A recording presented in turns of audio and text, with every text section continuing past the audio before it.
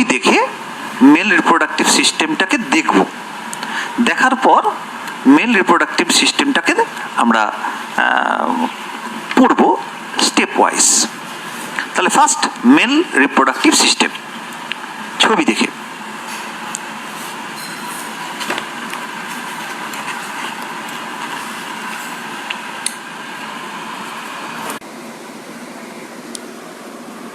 This is male reproductive system.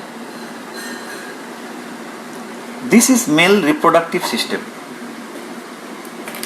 সেখানে আমরা কি দেখছি? এই হলো টেস্টিস, শুক্রাশয়, টেস্টিস। এটা স্ক্রোটাম চামড়াবৃত একটি থলি, তার ভেতরে আছে। আমি আগে ছবি দেখে বুঝিয়ে দিচ্ছি ডিফারেন্ট পার্টস, তারপর ডিটেলিং করব। এটা এপিডিডাইমিস, আর এইখান থেকে উঠে গেল, এটাকে বলে ভাস ডিফারেন্স। এই ভাস ডিফারেন্সটা যাচ্ছে অ্যাবডোমেনের ভেতরে ঢুকে গেল। এটা ইউরিনারি ব্লাডার, এটা ইউরিনারি ব্লাডার। এবার এইখান দিয়ে আসছে দেখো প্রস্টেট গ্ল্যান্ড, এটা সেমিনাল ভেসিকল, এদিকে আছে ওদিকে আছে। এটা বালবো ইউরেথ্রাল গ্ল্যান্ড বা কাউপার্স গ্ল্যান্ড, এটা ইজাকিউলেটরি ডাক্ট, ইউরেথ্রা, ইউরেথ্রা মূত্রজনন নালী। দিস ইজ পেনিস, আর এটাকে বলে গ্লান্স পেনিস। এটা ফোর স্কিন, চামড়াটা, আর এই ছিদ্রটাতে উন্মুক্ত হয়। This is male reproductive system. দেখে নাও, this is male reproductive system. It is side view. এবার আমরা এই ছবি ফ্রন্ট ভিউতে দেখব, ফ্রন্ট ভিউতে দেখব। দেখো ফ্রন্ট ভিউ, তাতে কি দেখাচ্ছে? There are two testes remain within the scrotum. This is scrotum. এটাকে বলে gubernaculum, a ligament by of which testes remain within the scrotal sac. এটা এপিডিডাইমিস, এপাশে এপাশে। এটা উঠে গেল, এটাকে আমরা বলি ভাস ডিফারেন্স। ভাস ডিফারেন্স, এটা হচ্ছে ইউরিনারি ব্লাডার, এটা মূত্রনালী ইউরেটার, এটা ইউরেথ্রা। এই ভাস ডিফারেন্সটা এই এসে ইউরেথ্রায় পড়ছে, এই এসে আলাদা করে ইউরেথ্রায় পড়ছে, তিনটে কানেক্ট হয়ে গেছে। তখন এখানে গ্ল্যান্ডগুলো seminal vesicle, prostate gland, bulbourethral gland বা কাউপার্স গ্ল্যান্ড দিয়ে নেমে এলো ইউরিনোজেনিটাল ডাক্ট। এটা পেনিস, এখানে এরেকটাইল টিস্যু আছে, আর ইউরিনোজেনিটাল অ্যাপারচার দিয়ে নির্গত হচ্ছে। So this is the structure of human male reproductive system. Human male reproductive system. আমরা এবারে মেল রিপ্রোডাক্টিভ সিস্টেমটাকে ডেসক্রিপশন করব। আমরা এবারে মেল রিপ্রোডাক্টিভ সিস্টেমটাকে দেখে নিলাম, দেখে এবার আমরা ডেসক্রাইব করব। ডেসক্রাইব করব কি করে? আমরা ফার্স্ট যে জিনিসটা পড়তে চাই, যে হলো কি মেল রিপ্রোডাক্টিভ সিস্টেমের যে অংশগুলো, প্রতিটি অংশকে আমরা ছবির মাধ্যমে দেখলাম। ফার্স্ট আমাকে মাথার মধ্যে আনতে হবে স্ক্রোটাম। আমরা দেখলাম যে স্ক্রোটাম একটা পাউচের মতো, যেটা একটা পিগমেন্টেড চামড়া, স্কিন, যেটা মানুষের পুরুষদের শরীরে বাইরে, অ্যাবডোমিনের বাইরে একটা আউট পকেটেড স্যাকের মতো প্রলম্বিত বা সাসপেন্ডেড কন্ডিশনে থাকে। এই চামড়ার মতো যে অংশটি, এই মাসকুলার একটা মাঝখানে একটা সেপ্টাম আছে, যে সেপ্টামটা স্ক্রোটামটাকে দুটো ভাগে ভাগ করেছে, সেই সেপ্টামটাকে আমরা বলি সেপ্টাম স্ক্রোটি, SCROTI। তার বাম দিকে লেফট টেস্টিস আর ডান দিকে রাইট টেস্টিসটা অবস্থান করে। তার মানে পুরুষদের ক্ষেত্রে শুক্রাশয় দুটি অ্যাবডোমেনের বাইরে থাকে, উইদিন দি স্ক্রোটাল স্যাক। তাই এই টেস্টিসকে বলা হচ্ছে স্ক্রোটাল টেস্টিস, এক্সট্রা অ্যাবডোমিনাল টেস্টিস। তবে একটা কথা হলো, কিভাবে থাকে না, উদর গহ্বর থেকে নেমে আসে একটি অ্যাবডোমিনাল বা পেলভিক ক্যাভিটি থেকে নেমে আসে একটি নালীর মাধ্যমে, তাকে বলা হয় ক্যানাল, ইঙ্গুইনাল ক্যানাল। এই ইঙ্গুইনাল ক্যানাল অ্যাবডোমিনাল ক্যাভিটি থেকে যে টেস্টিসটাকে নিচে নামিয়ে রেখেছে, ডিসেন্ডিং ফ্রম দ্য অ্যাবডোমিন, এই টেস্টিসগুলোর ভেতরে অ্যাবডোমিনাল ক্যাভিটি থেকে যে নেমে আসা নালী ইঙ্গুইনাল ক্যানালের মধ্যে তার ব্লাড ভেসেল আছে, নার্ভ আছে এবং কন্ডাক্টিং টিউব আছে, যেটা ভাস ডিফারেন্স আমরা পড়লাম। এখানে একটা কথা বলে রাখা দরকার, স্ক্রোটাল স্যাকের মধ্যে যে টেম্পারেচার, স্ক্রোটাল স্যাকের মধ্যে যে temperature, that lowered by 2 degree than the abdominal temperature of about 37 degree centigrade. উদর গহ্বরে যেখানে 37 ডিগ্রি সেন্টিগ্রেড তাপমাত্রা, সেখানে স্ক্রোটামের স্যাকের মধ্যে 2 ডিগ্রি সেন্টিগ্রেড কম। মানে এই যে 2 ডিগ্রি সেন্টিগ্রেড টেম্পারেচার কম থাকাটা অত্যন্ত জরুরি। বডি টেম্পারেচার হাই হলে এই শুক্রাশয়ে যদি কারো উদর গহ্বরেই থেকে যায়, তাকে বলে হিডেন টেস্টিস, সেই অবস্থাটাকে বলে ক্রিপ্টোক্রিটিজম। In this particular condition, due to high temperature within the abdominal cavity, the two testes cannot produce through the process of spermatogenesis, they cannot produce sperms. উৎপাদন করতে পারে না, incapable, they will be sterile, বন্ধ হয়ে যায়। এই যে আমরা জানি শীতকালে এই স্ক্রোটাল স্যাকটা কুঁচকে যায়, ঠিক হয়ে যায়, পুরু হয়ে যায় এবং মানে উপর দিকে উঠে যায়।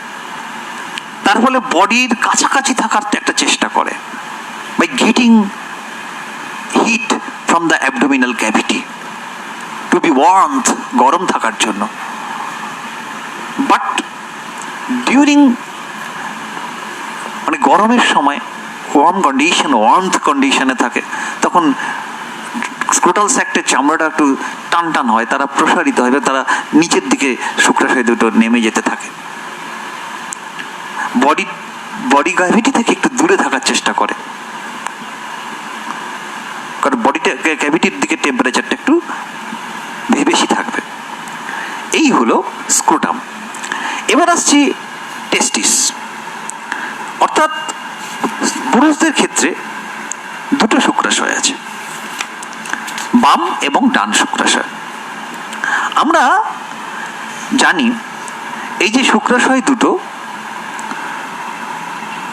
যারা উদর গহ্বরের ভেতরে জন্মের আগে থাকে, পরবর্তীকালে নিচে নেমে আসে, শুক্রাশয় দুটো নেমে আসে, descend down to the from the abdominal cavity to the scrotal sac. এই যে শুক্রাশয় দুটো, তাদের স্ট্রাকচারটা কেমন, আমরা এবারে সেই শুক্রাশয়ের স্ট্রাকচারটা পড়ার চেষ্টা করি। তাহলে আগে ছবি দেখে পড়াবো, তারপরে আমরা ডিটেলিং করব।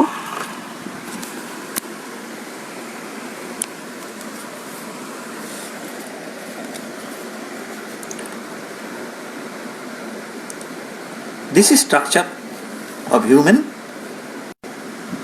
testis. Longitudinal section, LS. দেখো এখানে কি দেখছে, এটাকে বলছে টিউনিকা ভ্যাজাইনালিস, তারপরে টিউনিকা অ্যালবুজিনিয়া, ভেতরে টিউনিকা ভ্যাসকিউলোসা। তাহলে ভ্যাজাইনালিস, অ্যালবুজিনিয়া, ভ্যাসকিউলোসা। এবার দেখো ভেতরের দিকে ঢুকে কতগুলো সেপ্টা তৈরি করেছে, সেপ্টা, ফলে কতগুলো চেম্বার তৈরি হয়েছে, টেস্টিকিউলার চেম্বারস, লোবিউলস, টেস্টিকিউলার লোবিউলস, যার ভেতরে কুণ্ডলি পাকানো সেমিনিফেরাস টিবিউলস রয়েছে, 1 থেকে 3 ইচ চেম্বারে আমরা দেখতে পাচ্ছি। ইচ সেমিনিফেরাস টিবিউল আমরা দেখতে পাচ্ছি। Each of the lobule to contain 1 to 3 seminiferous tubules. ঠিক আছে, এখানে আমরা লক্ষ্য করছি, দেখে নাও, tunica vaginalis, albuginea, vasculosa form septa and make pyramidal chambers. Testicular lobules বলা হচ্ছে, যার ভেতরে সেমিনিফেরাস টিবিউলস গুলো রয়েছে। এই লোবিউলসের সংখ্যা 200 থেকে 300টা মতো হতে পারে। 1 থেকে 3-4টির মতো সেমিনিফেরাস টিবিউলস প্রত্যেকটার ভেতরে থাকবে। এবং লক্ষ্য করো, এই সেমিনিফেরাস টিবিউলগুলো পরস্পর স্ট্রেট টিবিউল, একটা একটা করে নালীতে পরিণত হলো। এখানে 3টে থাকলে একটা, 3টে থাকলে একটা, 2টো থাকলে একটা, স্ট্রেট টিবিউলস। তারা এসে একটি জালের মতো অংশ তৈরি করলো, রেটি টেস্টিস। রেটি টেস্টিস থেকে কতগুলো সরু সরু নালী উঠে গেল, ভাষা এফারেন্সিয়া, গিয়ে অত্যন্ত কুণ্ডলি পাকানো একটি অংশের নালীতে উন্মুক্ত হলো, epididymis. Epididymis head, body and tail. Tail থেকে এটা কডা রিজিয়ন বলা হচ্ছে, এটাকে ক্যাপুট রিজিয়ন এপিডিডাইমিস বলা হচ্ছে, আর এটাকে কর্পাস এপিডিডাইমিস বলা হচ্ছে, এটাকে কডা এপিডিডাইমিস বলা হচ্ছে। কডা এপিডিডাইমিস সোজা উপরে উঠে গেল, ভাস ডিফারেন্স হয়ে উপরে চলে গেল। কোথায় চলে গেল? এই যে সেই ভাস ডিফারেন্স, এই সেই ভাস ডিফারেন্স উপরে চলে গেল, দিয়ে কোথায় গেল? ইউরেথ্রায় গিয়ে উন্মুক্ত হলো।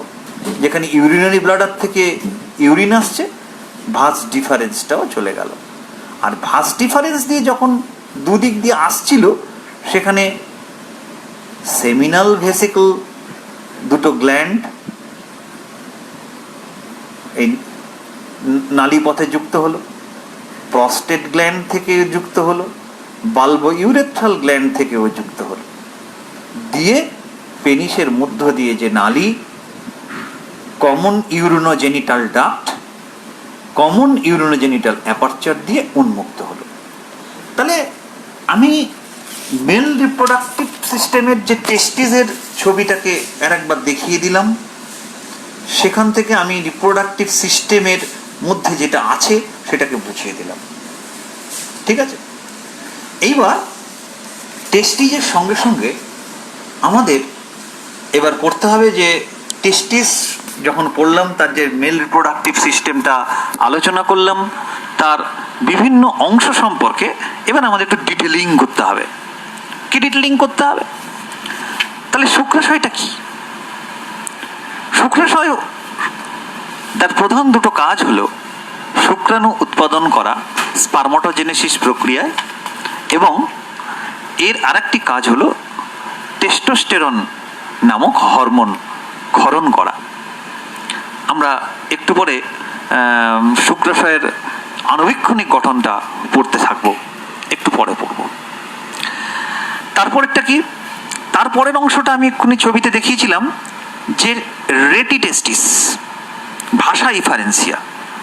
ছবির মধ্যে আমরা দেখিয়েছি এই রেটিটেস্টিস বা ভাষা ইফারেন্সিয়া বলে যে অংশটা, রেটিটেস্টিস বা ভাষা ইফারেন্সিয়া বলে যে অংশটা আমি একটু আগে দেখানো হয়েছে, এই মোস্ট অফ দ্য সেমিনিফেরাস টিবিউলস, তারা মোস্ট অফ দ্য সেমিনিফেরাস টিবিউলস এটা একটা লুপ তৈরি করেছে দুই প্রান্তে, এবং দেখেছো আমরা স্ট্রেট কতগুলো টিবিউলস আমরা দেখিয়েছি যারা সোজা গিয়ে রেটিটেস্টিসে গিয়ে উন্মুক্ত হয়েছে, এটাকে আমরা টিবিউলি রেক্টি বলি, এবং এই রেটিটেস্টিসে গিয়ে উন্মুক্ত হচ্ছে, তাতে রেটিটেস্টিসের কথা আমরা দেখিয়ে দিয়েছি। তারপরে আমরা কি দেখিয়েছিলাম, এপিডিডাইমিস, সেই এপিডিডাইমিসের কথাও আমরা একটু আগে বলছিলাম। এই এপিডিডাইমিসের কথা বলেছিলাম যে দৈর্ঘ্য বরাবর ভাস ডিফারেন্সের সঙ্গে আলটিমেটলি যুক্ত থাকে। তার তিনটে অংশ আমরা বলেছি, একটা হচ্ছে উপরের অংশ আপার রিজিয়ন, তাকে আমরা বলেছি ক্যাপাট এপিডিডাইমিস, এক্ষুনি দেখানো হয়েছে। মিডিল অংশকে বলেছি কার্পাস এপিডিডাইমিস, এবং লোয়ার পার্টটাকে বলেছি কর্ডা এপিডিডাইমিস। এপিডিডাইমিস অ্যাকচুয়ালি স্পার্মকে স্টোর করে রাখে, এবং এর থেকে এমন এক ধরনের ফ্লুইড সিক্রিশন হয় যেটা স্পার্মগুলোকে নারিশমেন্টে সাহায্য করে, পুষ্টি দিতে সাহায্য করে। তারপরে আমরা দেখিয়েছিলাম যে ভাস ডিফারেন্স দুটো গিয়ে ইউরেথ্রায় যুক্ত হচ্ছে।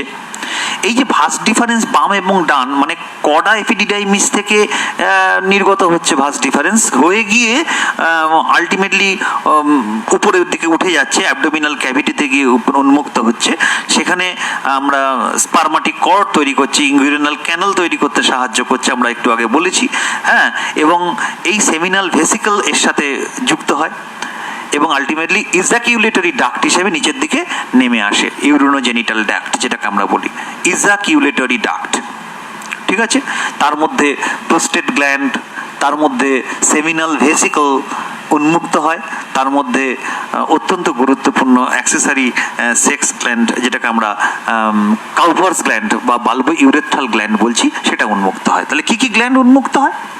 আমরা বলেছিলাম যে প্রস্টেট গ্ল্যান্ড, এই যে ছবিতে দেখিয়েছিলাম যে প্রস্টেট গ্ল্যান্ড একটা মিডিলে দেখিয়েছিলাম, সেই মূত্রাশয়টা অর্থাৎ ইউরিনারি ব্লাডারটা যেখানে আছে, সেই মূত্রাশয়ের ঠিক মানে গ্রিভার neck region of the urinary bladder, তার ঠিক গোড়ায় মূত্রনালীকে বেষ্টন করে, মানে ইউরেথ্রাকে বেষ্টন করে আমরা প্রোস্টেট গ্ল্যান্ডটা থেকে দেখেছি। এই প্রোস্টেট গ্ল্যান্ড থেকে এমন এক ধরনের সিক্রেশন হয় যেটা মূত্রনালীকে লুব্রিকেট করে, পিচ্ছিল করে, ফলে শুক্রস্খলন, এই যে মানে শুক্র উৎপাদন, নির্গত হওয়া, এটা সুবিধাজনক হয়।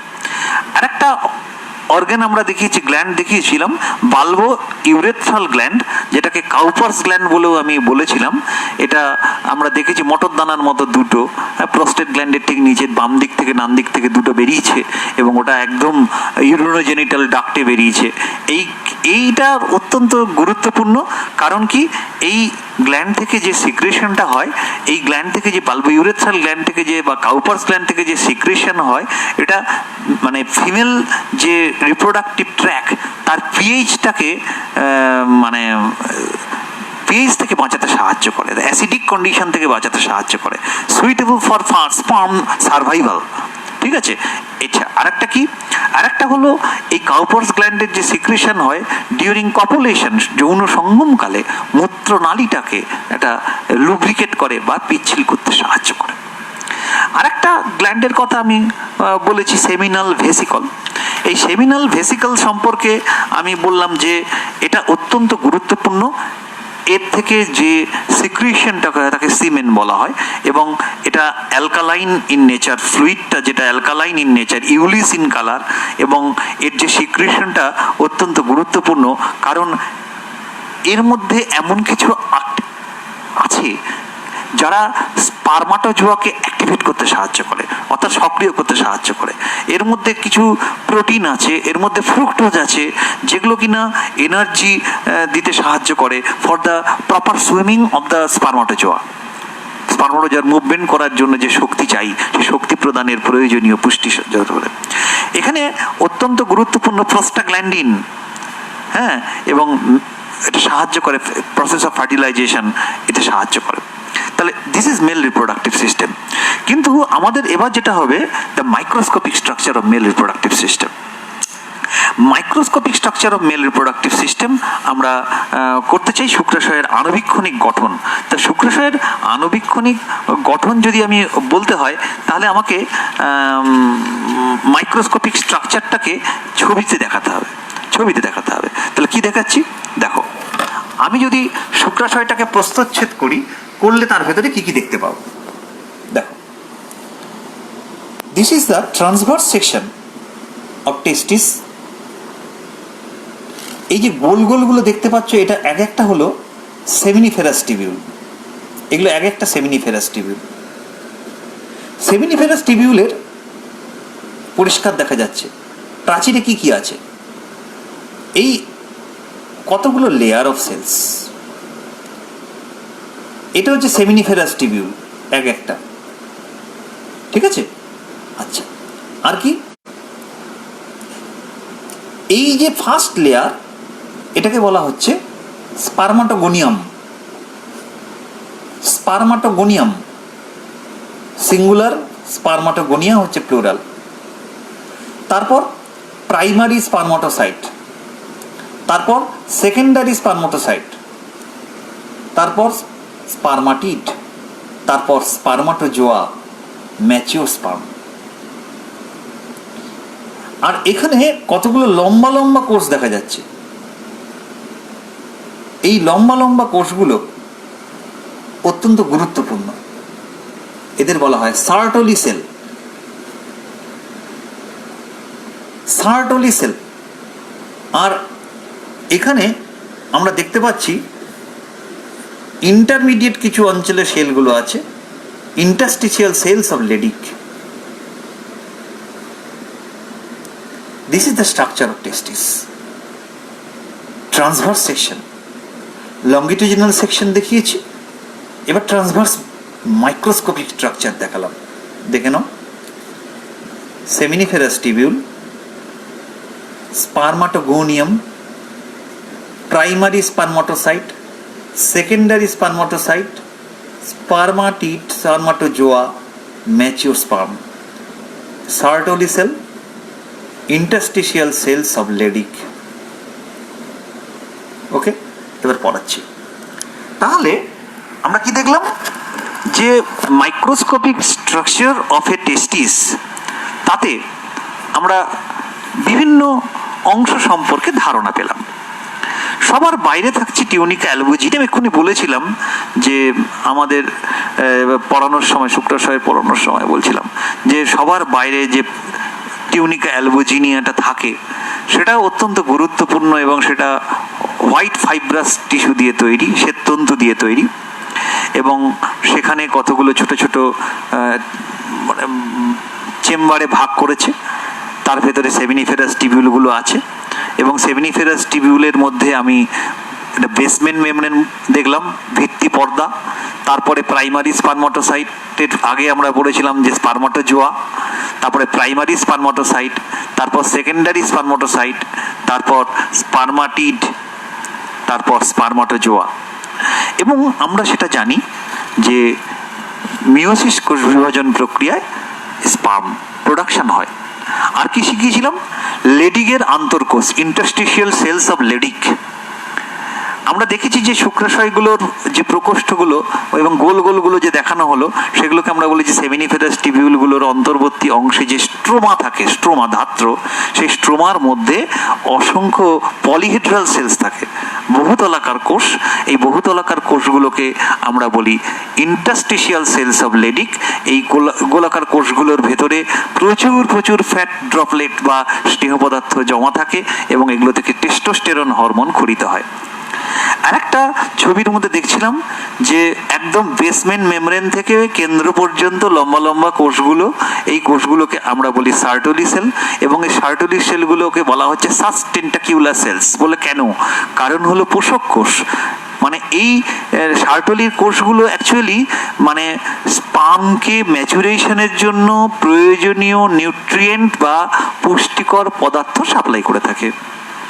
এবং সবচেয়ে গুরুত্বপূর্ণ, আমি একটা ছবি দেখাচ্ছি, সেখানে আমরা দেখাবো যে কিভাবে সাসটেন্টাকুলার সেল কাজ করছে।